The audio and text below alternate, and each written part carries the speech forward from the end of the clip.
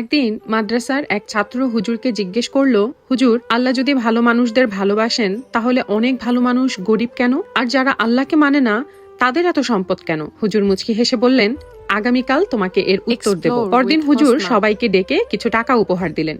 কাউকে 100 টাকা, কাউকে 50 টাকা, কাউকে 20 টাকা। আর যে ছেলেটি গতকাল প্রশ্ন করেছিল তাকে দিল মাত্র 1 টাকা। তারপর বললেন, এই টাকাটা তোমরা যেভাবে ইচ্ছা খরচ করো, তবে কাল এসে আমাকে হিসাব দিতে হবে। সবাই টাকাটা পেয়ে চলে গেল।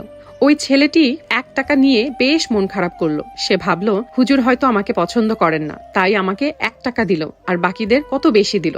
এরপর সবাই সে টাকা খরচ করলো। কেউ খাবার কিনলো, কেউ খেলনা, কেউ ঘুরতে গেল। আর সেই ছেলেটি 1 টাকা দিয়ে শুধু একটা চকলেট কিনে খেলো। পরদিন দুপুরে প্রচন্ড রোদের মধ্যে হুজুর সবাইকে মাদ্রাসায় ডেকে পাঠালেন এবং উঠোনে তপ্ত রোদের মধ্যে তাদেরকে দাঁড়িয়ে সেই টাকার হিসাব দিতে বললেন, যে যত টাকাই পেয়েছো সেই টাকা কোথায় কিভাবে খরচ করেছো এই গরম রোদের মধ্যে দাঁড়িয়ে তার হিসাব দাও। এখন যে যত বেশি টাকা পেয়েছিল তাকে তত বেশি সময় ধরে রোদের মধ্যে দাঁড়িয়ে হিসাব দিতে হলো। ফলে তার কষ্টও বেশি হলো। সবশেষে সেই ছেলেটি এলো। সে বলল, আমি 1 টাকা দিয়ে একটা চকলেট কিনেছি। এটুকু বলেই সে চলে গেল, কারণ তার হিসাব ছিল খুব ছোট।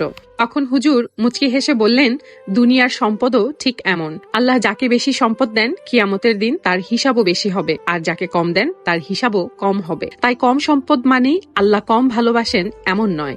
কখনো কখনো কম দেয়াটাও আল্লাহর একটা রহমত।